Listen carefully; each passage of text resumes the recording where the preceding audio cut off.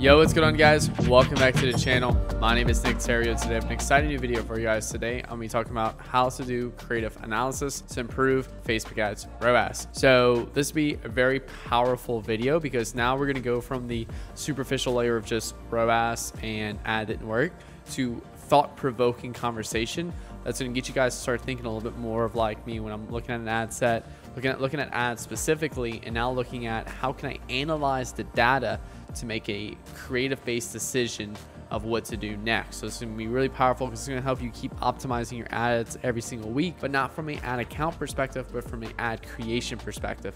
And the ad creation side is what generates the money at the end of the day. So if you can improve this will take off tremendously. And you're also going to spend like 5-10 minutes a day on this, or you spend hours a day on this. And a lot of you guys have it swap hours a day on this and 5-10 minutes on this. So that being said, before we get started, hit the like button, hit the subscribe button for new videos every Monday, Wednesday, and Friday. That being said, let's dive into the video, guys. How to perform creative analysis to improve Facebook ads ROAS. Probably the most boring topic I've ever talked about, but the topic that will make you millions. Kid you not, like literally this is how we make our clients. To date now has made over $20 million online in revenue. And you know, it's all purely dedicated to this of consistently improving. So a big problem that has sparked in the last 12 months is that we went from, hey, this is the ad account structure you need, to, hey, you need to test more creative, to, hey, you're testing a lot of creative, but you're not building better ads. That's the problem. You're testing for purely of taking the, your mind is compartmentalizing of taking a new ad and putting a new ad in the account is going to generate a new result. But the problem is this ad was not built to do a better result. So because it's not built to do a better result, it's going to do a poor result. And now your mind is linking that poor result to that action. And you're like, oh, I'm testing new ads, but it's not working. Well, because you're not building better ads. So the whole goal of this video is to sum up 5 years of my experience into 5-10 minutes you to watch while you eat your lunch or whatever it is now of how to build better ads. So before we begin, I highly advise you guys to go watch how I test Facebook ads in 2022 and also to how I scale Facebook ads in 2022. The ultimate guide to go and broad Facebook ads 2022. As y'all know, I do not use interest-based or look-like-based targeting anymore. I haven't done it over 60 days and client results have skyrocketed since I've stopped doing it. So I do not, and this is brand new account all the way to account spending $15,000 a day. I'm going broad targeting. So make sure you go watch those two videos. So that way when I'm going to relate to a few things in this video that you must watch before. So let's take a look at inside the ads manager. First thing I just want to look at is some of the metrics that I look at, some of the, the reporting I look at. And the top one right here is a e-commerce account. Bottom one right here is a lead gen account. So we're generating leads for the client. This one is an e-com, Shopify, we're getting them purchases, okay? And you can see right here, some of the columns that I use when I'm looking at. I don't look at landing page views. I don't look at to carts. I don't look at initiate checkouts, all this stuff like that. I literally just look at like if it's an e-com account, purchases, because that's the goal. What's my ROAS is, what my cost per purchase is. If it's lead gen, how many leads have we got? What's the cost per lead? Looking at CPM, looking at frequency, unique outbound click-through rate, cost per unique outbound click, unique outbound clicks, video attention, which I'm going to show you in a second how to create that. But these are some of the metrics I look at. And the cool thing about this is these metrics right here tell a story about how your consumers are reacting to your ads. That's all this is. It's telling a story. Facebook's telling you a story of how people are reacting and responding to your ads. That's it. That's all it's doing. Just reporting to you. Just telling you, hey, this ad's doing this ad's doing this. So if we can interpret that story, we can create better ads based upon that data. So let's look at it from this perspective right here. So ad metrics I'll look at from a video base. So if it's a video ad, this is what I'm looking at, okay? So there's this thing called ADA, attention, interest, desire, action. Basically just to say, like, you can look it up online. It's called the ADA formula, all that good stuff right there. And it's basically just kind of like a consumer psychology model in that sense. So if we're gauging the effectiveness of a video ad, obviously before I go any further, ROAS at the end of the day, if it's e-com, it trumps everything. So I can have horrible video attention, horrible all of this, amazing ROAS, then okay, that's it. That trumps everything. But just want to make that state there, okay? So if I'm looking at a video, ad, I'm looking at these 4 metrics, okay? Attention, video attention. Video attention is the percentage of people that is stopping to watch the ad, okay? So this is going to gauge your hook rate. How well are you hooking them in the first 3 to 5 seconds of a video, okay? Interest or interested, however you want to say it, okay? So you got their attention. Did you get them interested? And the how well did we get them interested is going to be dictated by the click-through rate. I like to use unique outbound click-through rate, not unique link clicks, things like that. Unique outbound click-through rate. It's just a little bit more of a higher quality report than a link click, okay? Or CTR, okay? So this is the percentage of people who see the ad that are gonna click on the link, okay? So to gauge interest, if people are interested or not, okay? Now, the next one is desire. How much desire do people have to purchase that product? And that's gonna be dictated by the CVR, your conversion rate, okay? Every ad will have a different conversion rate. This is your like on-site conversion rate. You can look at it from that perspective, but I also like to look at ad level conversion rate as well, okay? We increased it by like for one account, we have a 3% conversion rate on our top ad. We have a 10% conversion rate on a new ad. And we have a 20% conversion rate on a new ad. And guess why? Because we built the ad to better handle objections before they come to the consumer's mind. So they have less objections when they get to the process, the product page in that sense right there. And then lastly, action. That's just the gauge. The one we want is we want purchases. So how can we measure that action rate? You can look at this from a CPA perspective, cost per purchase perspective, or you can look at it from a ROAS perspective, whatever one you're going for. Even if it's a CPL, cost per lead, cost per app install. There's other specific metrics you can be looking at too as well. So this, for example, for e-com, we're looking at this. If I'm looking at this lead account, I'm looking at cost per lead. Now, that's for a video. What if it's a photo? So if it's a photo, we actually do attention and interest together on the CTR side because there's really nothing they watch. So there's no like video attention metric you can do. You can just purely look at it from, okay, cool. What's the different percentages of the unique outbound click-through rate? Desire still the same, CVR, and action still the same, which is going to be your cost per acquisition, your ROAS, cost per lead, whatever you're optimizing for in that sense right there. Now, I did say I would help you guys out with these custom metrics. So video attention, if you literally go to your columns tab, the little columns tab to like store your columns, you can go all the way down and hit custom. And then basically right here, you go to create custom metric. This will pop up right here. And this is literally what you got to set up. Just name it whatever you want. Call it video attention. Some people call it thumb stop rate. That's the more accurate way is thumb stop rate, because it's basically the percentage of people that stopping stopping the scroll. And then percentage. You want to change that to format to percentage because we want a percentage. We don't want a number or anything like that. And it's simply just do right here. You literally just start typing in like 3-second, and you should be able to select the list. Click on 3-second video plays divided by impressions. Okay. And impressions is the amount of people that see that ad in that sense right there. So that's how you get the video attention metric. That's how you get the CVR metric. So CVR, again, same thing, go through that same process right there. Website, you can name it whatever you want. I call it website conversion rate, or CVR with a description of website conversion rate, a percentage again. And again, we want purchases divided by unique outbound clicks. So that's another way to do it. You can also do purchases divided by link clicks. You can also do purchases divided by landing page views. I personally prefer unique outbound clicks because of landing page views. Unique outbound clicks gets past 14.5 because it's on platform, whereas the landing page view is on it's on your Shopify store. So less will report it. It's going to see a skew in data. Whereas same thing for purchases too. So that's why you got to remain consistently looking at this reporting with the inconsistency, if that makes sense. So that's how we see those specific things right there. So we can judge, like you can look at the CVR right here on this desire right here. We can see this ad right here is a 2.59%. This ad has a 1.8. This ad is 3.7%. So people have more desire for this particular product right here than they have for this product right here. People are more interested, in this particular creative. Like this creative right here drives more interest, and it's more interest curiosity. And let me say that perspective too as well. So let me just keep going through this. Now that I showed you guys all that. Important note about ad metrics: every account will have different metric goals that need to be hit.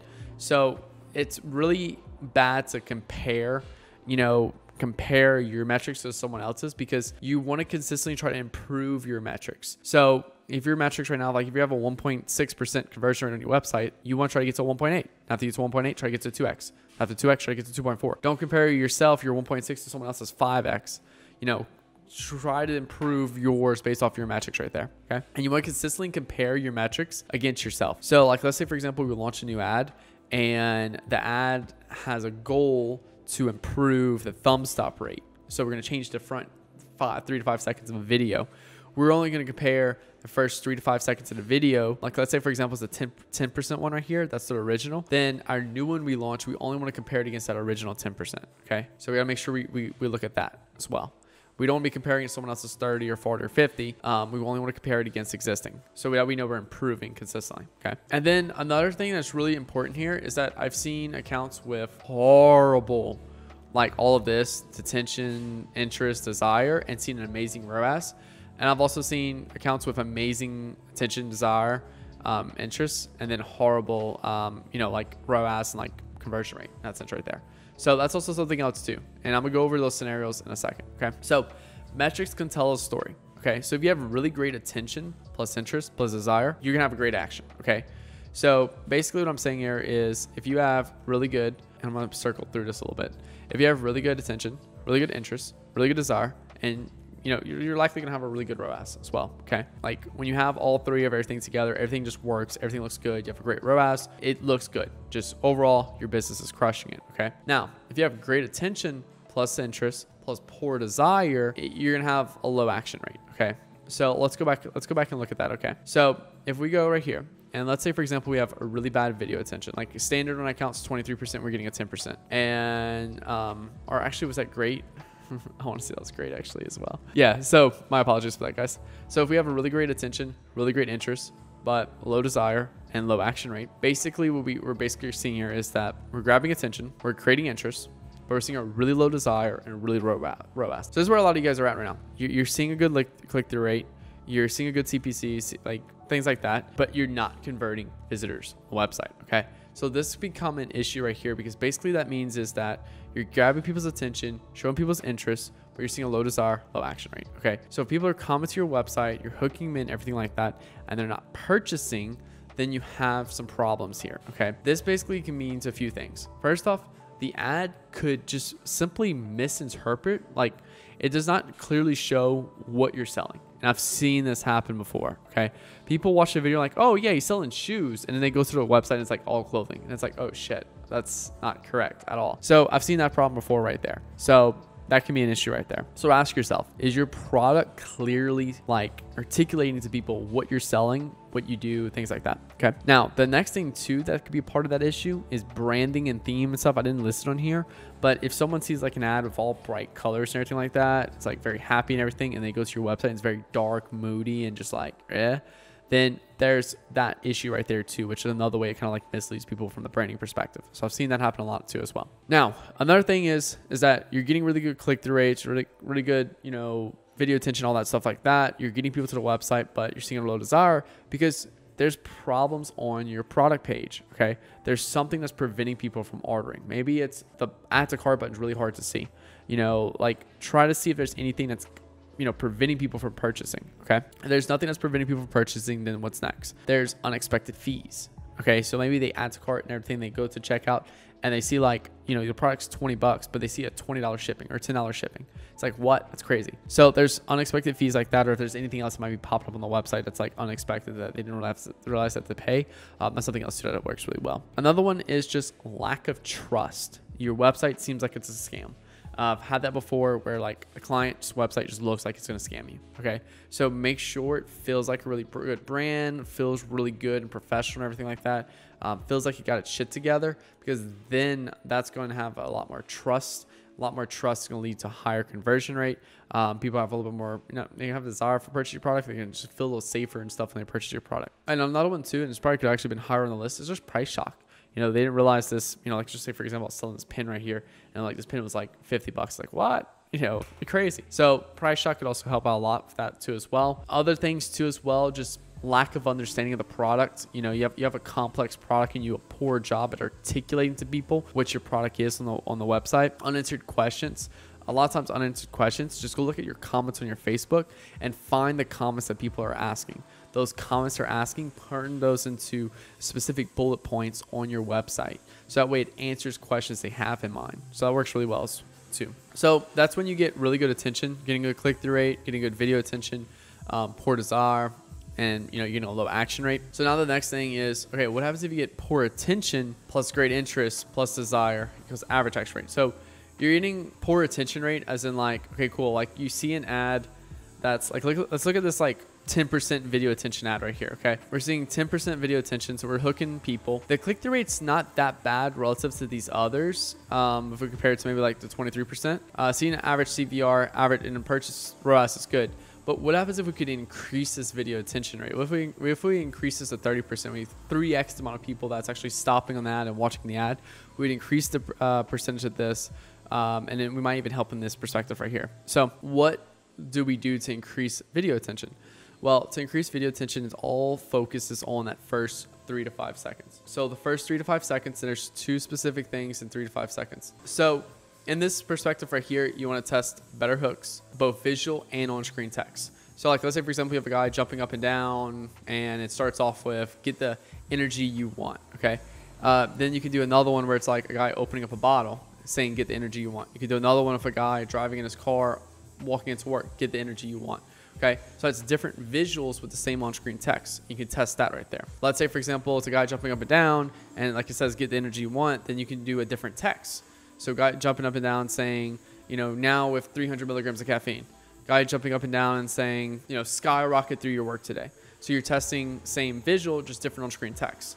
And that's different ways you can control the variable, and you can test against different video attentions, and you can see which one had a better video attention rate in that sense right there. Okay. And again, this can be applied to images as well. All of this can be applied to images as well. It's just you're unifying those two together.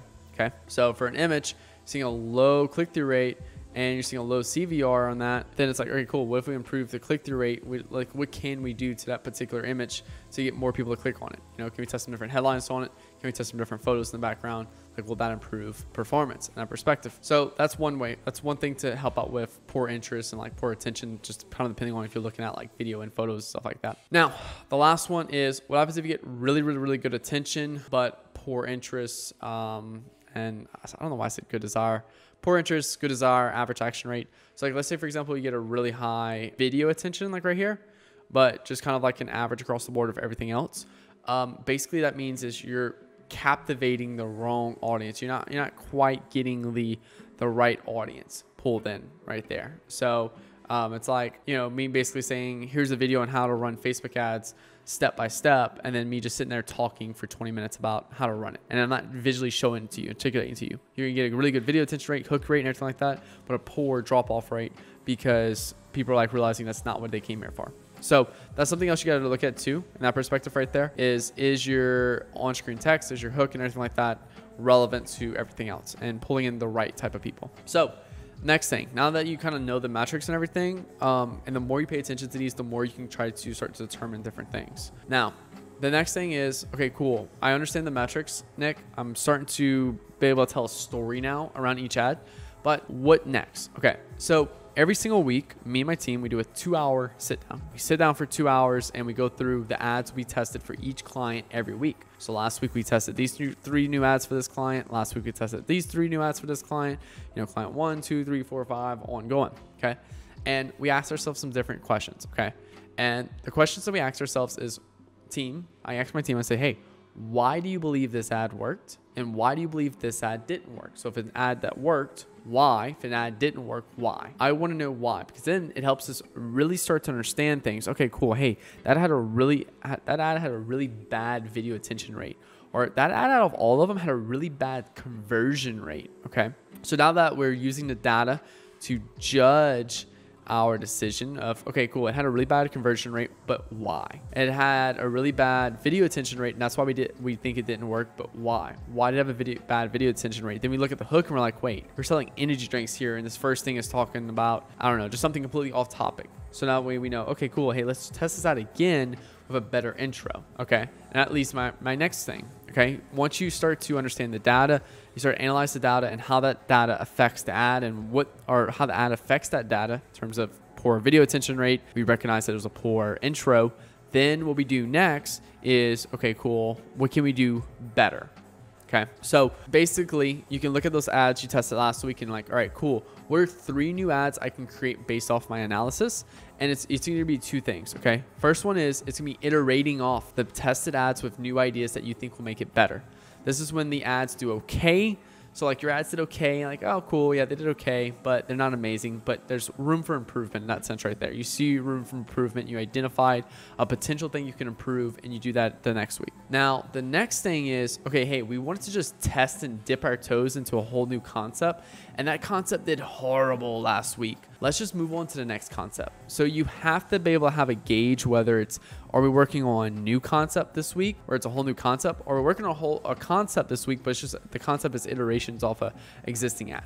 And you have to be able to mentally be aware of that and try to understand that as you move forward. So, but yeah, so that's basically what we do every week. That's how we go through the data and everything. We look at everything. And it's just something else I want to leave you guys with is just like elements of a creative that can affect performance. And these are things that we look at. And the first one is the desire articulated in the creative is not strong enough.